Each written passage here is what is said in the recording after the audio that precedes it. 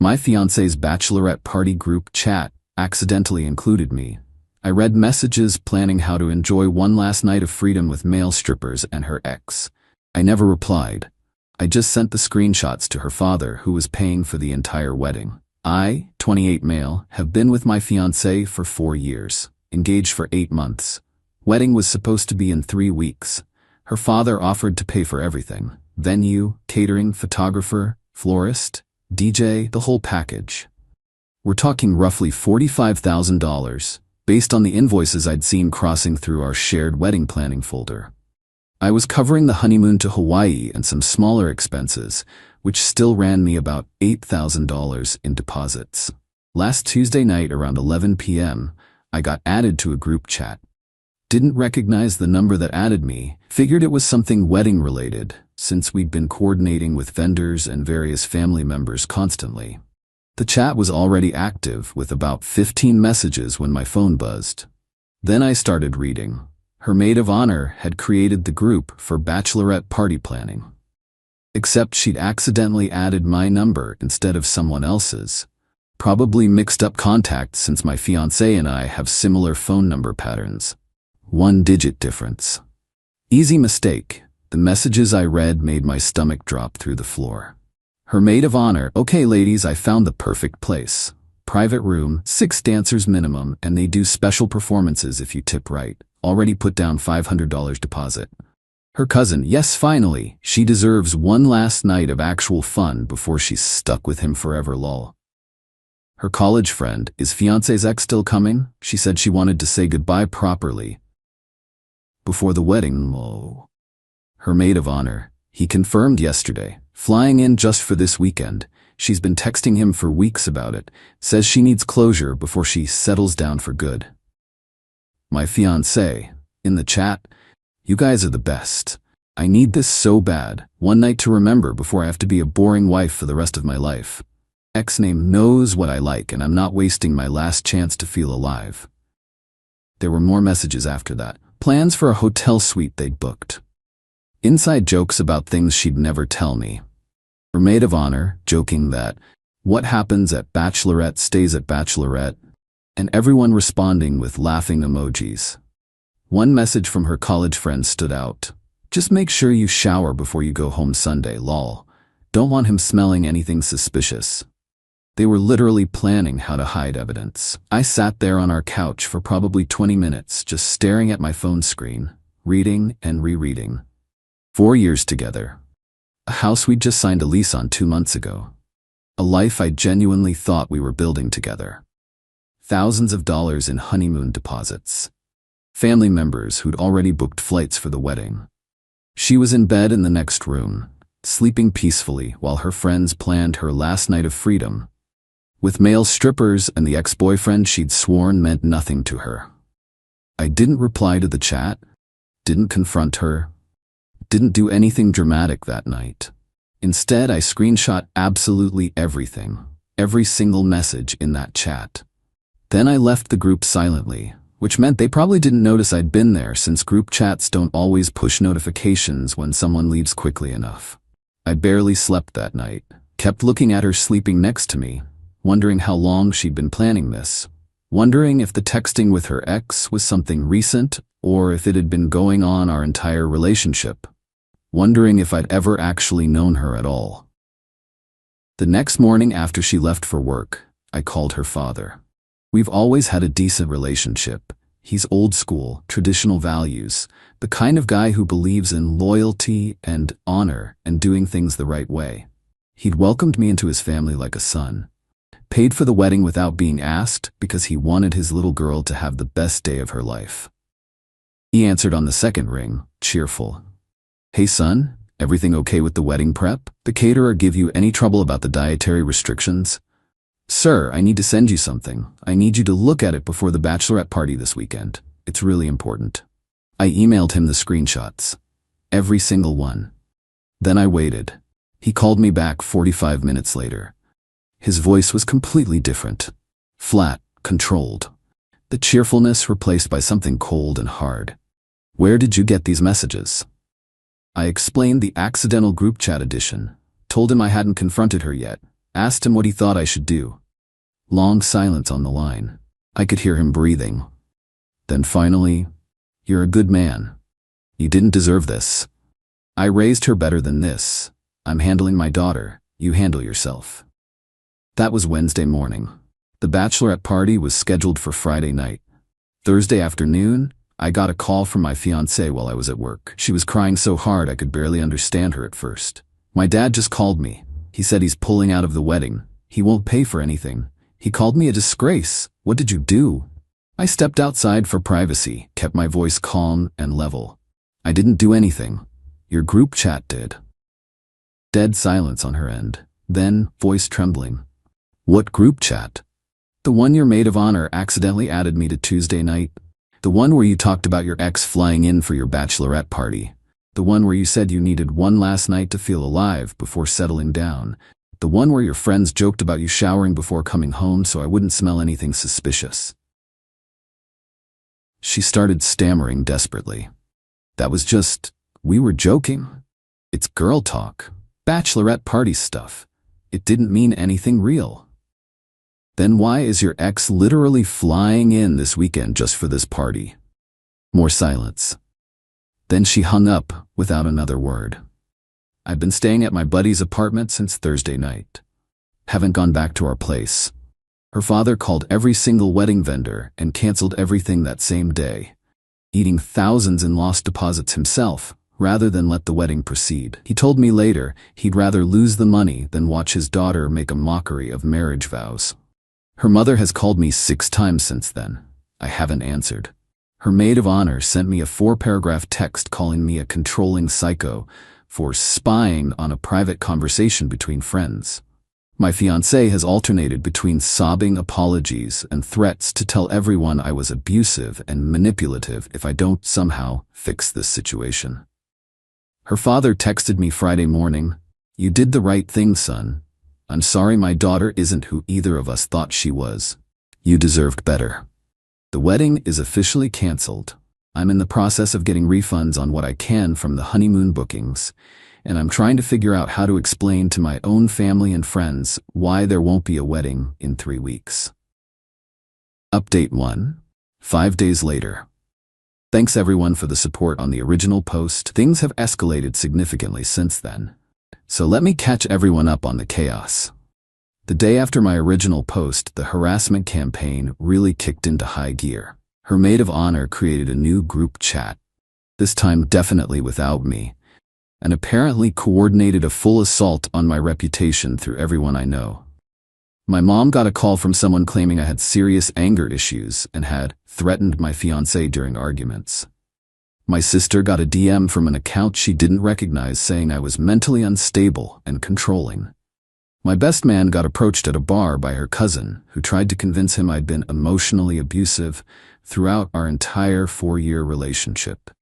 Classic Darvo strategy. Deny, attack, reverse victim and offender. Make the person who caught you the villain instead. But here's the thing they didn't count on. I had already shared the screenshots with my family before the flying monkeys arrived. My people knew the truth. When her maid of honor called my mom to spread her version of events, my mom simply said, "Honey, I've seen the messages your friend wrote. She was planning to cheat on my son with her ex-boyfriend at a party you were organizing. Maybe worry about that instead of calling me with this nonsense." The phone went completely silent, and then the maid of honor hung up. Then came the direct confrontation I'd been expecting. Sunday afternoon, my fiancée showed up at my buddy's apartment building, just appeared in the hallway when I opened the door, mascara streaked down her face, looking like she hadn't slept in days. "We need to talk, please. Just hear me out for 5 minutes." My buddy looked at me from the couch, eyebrow raised. I nodded slightly. Better to handle this directly than let it fester. She came inside and immediately started crying harder.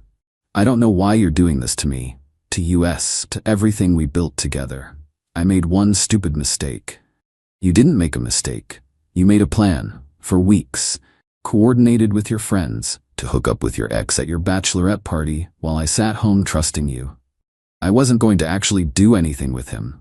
It was just fantasy stuff. Just something to get out of my system before we got married. Girls do this. You said you needed one last night to feel alive before you had to settle down and be a boring wife. Those were your exact words. You called being married to me settling down, like it was giving up, like I was some kind of prison sentence you were accepting. She switched tactics immediately, tears turning to anger. So what, you went running to my father? Like a child running to a parent? Instead of coming to me first, like an adult, in an adult relationship? Why would I come to you first? So you could gaslight me into thinking I was overreacting? So you could hide the evidence and go through with your plans anyway? So you could lie to my face again? I told you it was just talk. Nothing was actually going to happen. Your ex was literally flying across the country just for this weekend. You'd been texting him for weeks making plans. Your friends were joking about you showering before coming home. At what point exactly was nothing going to happen? She didn't have an answer for that. Just stood there with her mouth open. Then she tried the guilt manipulation angle. My dad won't even look at me now. My mom is crying constantly. You've completely destroyed my entire family over some stupid messages. No. You destroyed your family when you planned to cheat on me 3 weeks before our wedding, and your father found out what kind of person you actually are. That's not on me. This isn't fair. I didn't actually do anything yet. It was just planning. Just talking. My buddy finally spoke up from the couch. Lady, if my fiancée was texting her ex for weeks, planning to say goodbye properly before our wedding, I wouldn't care whether she actually went through with it or not. The intent is the betrayal. The planning is the betrayal. The lying is the betrayal. She turned on him viciously. This is none of your business. Stay out of it. You're standing in my living room uninvited. It's literally my business now. She looked back at me, desperation replacing anger. So that's really it? 4 years together and you're just done? Just like that? You won't even try to work through this? 4 years together and you were planning to sleep with your ex before marrying me.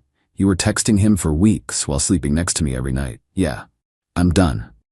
She left, slammed the door so hard a picture frame fell off the wall and cracked. But the entitlement didn't stop with that confrontation. Tuesday morning, I got an email from her personal account. Subject line, fair is fair. The email demanded I pay her $8,000 to compensate her for the wedding deposits her father lost, the custom wedding dress she'd already purchased, and the emotional damage I'd caused by humiliating her in front of her entire family. I forwarded the email to her father without adding any comment of my own. He replied 20 minutes later, I'll handle this. Yesterday evening, her mother called me directly. Different approach than the maid of honor. Soft voice, gentle tone, playing the sympathetic peacemaker. Sweetheart, I know my daughter made some serious mistakes, but you have to understand she was just scared. Pre-wedding nerves. Cold feet. It happens to so many couples. Couldn't you two maybe try couples counseling before throwing everything away? Ma'am, with respect, your daughter wasn't having cold feet. She was actively coordinating with her ex-boyfriend for weeks to meet up during her bachelorette party. She was making plans with her friends to hide evidence from me. That's not fear. That's calculated deception. But she loves you. She's told me so 100 times. She's been crying for days. She also said she needed one last night to feel alive before being stuck with me forever. She called me boring. She said her ex knows what she likes. That doesn't sound like love to me. That sounds like contempt. Long pause on the line. Then tone hardening slightly. You're making a huge mistake walking away. No woman is going to be perfect. You'll never find someone who doesn't have flaws. You're being unrealistic about someone who doesn't plan to cheat on me before we're even married. I think that's a pretty reasonable standard. I'm willing to take my chances. She hung up without saying goodbye. The apartment situation is getting complicated. Both our names are on the lease since we signed it together. She's refusing to move out and demanding I continue paying my half of rent even though I'm not living there. I've contacted a lawyer friend to figure out my options. Looking at potentially losing the security deposit entirely and eating some additional costs just to get out clean and be done with her. Her ex-boyfriend, by the way, according to her cousin, who apparently had a crisis of conscience and reached out to me directly, he showed up for the bachelorette party anyway that Friday. The party still happened, just smaller, sadder, and with the bride-to-be crying half the night. And he left Saturday morning when he realized the wedding was canceled and there was way too much drama for what he'd signed up for. Couldn't make this stuff up if I tried. Final update, 2 weeks later. It's been roughly 2 weeks since the wedding was supposed to happen. The date came and went last Saturday. I spent it at my parents' house, eating my mom's pot roast and watching college football with my dad.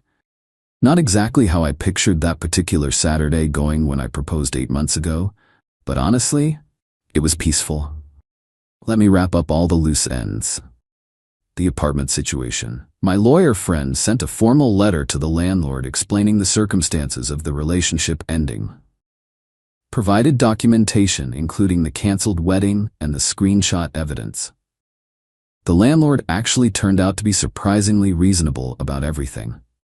Agreed to let me off the lease early with just 1 month's penalty payment, $1,400, since I'd been the one making consistent on-time payments for the entire year we'd been there.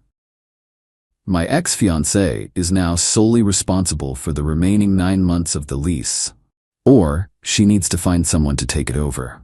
Her dad apparently told her directly he wasn't helping with rent after what she did. Her mom caved after a week and is covering it temporarily, but everyone knows that's not sustainable long-term. Her family fallout. Her father still hasn't spoken to her in 2 full weeks according to mutual friends. Her mother is caught in the middle trying to broker some kind of peace between them, but her dad is apparently done making excuses for her behavior. Her younger brother actually reached out to me directly last week to apologize on behalf of the family, and said he doesn't blame me one bit for how I handled things. He also mentioned that their dad had discovered this wasn't the first time she'd bent the truth about her behavior in past relationships. Apparently, there were suspicions about things with a coworker at her old job that she'd explained away. The screenshots just confirmed a pattern he'd been worried about for years. The entitlement continued. Last week, she actually had an attorney send me a formal demand letter. She wanted 1. Half the cost of the wedding deposits her father lost, roughly $22,500. 2. Full reimbursement for her custom wedding dress, $3,200.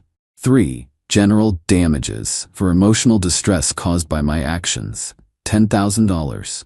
Total demanded, $35,700. For catching her planning to cheat on me and telling her father about it. My lawyer friend responded with a letter pointing out that the deposits were paid entirely by her father, not her, so she had absolutely no legal standing to recover them from me. She purchased the dress for a wedding she herself sabotaged through her own documented actions. There's no legal basis whatsoever for emotional distress. Damages when the distress was directly caused by natural consequences of her own behavior. I had extensive documented evidence of her planning infidelity that would be extremely unfavorable to her public reputation in any court proceeding. Her attorney withdrew the demand letter within 3 days. We haven't heard anything from her legal representation since. The ex-boyfriend situation. Here's the part that's almost funny if it weren't so pathetic. Her ex apparently expected the canceled wedding meant she'd want to get back together with him. When things imploded, he assumed she'd come running back to him as the backup option. She rejected him flat. Told him she'd only wanted closure and one night, not an actual relationship. So this guy flew across the entire country for what he thought was a bachelorette party hookup, got caught in the middle of a complete family implosion, watched the wedding get canceled, and then left with absolutely nothing. Her cousin told me he's been bad-mouthing her to anyone who'll listen now, telling people she used him and led him on. The bridge burner got her own bridges burned right back. The maid of honor, the person whose mistake with phone numbers accidentally added me to that group chat. She's apparently being blamed by my ex-fiancé for ruining everything. Their friendship of 20+ years is effectively destroyed. The maid of honor is telling everyone who asks that she was just helping plan exactly what the bride asked for, and that my ex-fiancé was the one who specifically requested her ex be invited. No one's taking responsibility. Everyone's pointing fingers at everyone else. As for me, I'm doing okay. Not great. 4 years is a significant amount of time to invest in someone who turned out to be capable of this level of deception. But I'm okay. I've got genuine support from my family, my close friends, and weirdly, from her own father, who sent me a bottle of nice whiskey last week with a handwritten note that said, "For what it's worth, I would have been proud to call you my son-in-law. You deserved better than what my daughter gave you." I'm staying with my buddy until I find my own place, which should be within the next few weeks. Work has been a decent distraction from everything. I've started seeing a therapist to help process all of this. Not because I'm falling apart, but because I want to understand how I missed the warning signs for 4 years. Want to make sure I don't miss them again with someone else down the road. The wedding dress, by the way, it's still hanging in the apartment closet according to her brother. She apparently refuses to look at it, can't return it because it was custom altered, and won't throw it away either. It's just hanging there. A $200 monument to choices and their consequences. I don't feel victorious about any of this. I don't feel satisfied or vindicated. I just feel relieved. Relieved I found out before the wedding instead of 3 years into a marriage. Relieved I trusted my gut instinct to document everything instead of confronting her directly and giving her a chance to lie and delete evidence. Relieved her father turned out to be the kind of man who valued honesty and accountability over blindly protecting his daughter's mistakes. Some people in the comments of my original post said I should have talked to her first, given her a chance to explain herself. Maybe they're right in some theoretical sense, but practically speaking, she was texting her ex for weeks, making plans. She was coordinating detailed arrangements with her friends. Her friends were literally joking about evidence disposal. That's not a momentary lapse in judgment you talk through over dinner. That's a pattern of calculated deception you protect yourself from. I don't know what she'll do with her life going forward. Don't really care anymore. My chapter with her is completely closed. The group chat that was supposed to plan a wild bachelorette party ended up planning the end of a wedding instead. Sometimes the trash takes itself out. It just needs an accidental push in the right direction. Thanks for following along through all of this. Time to move forward.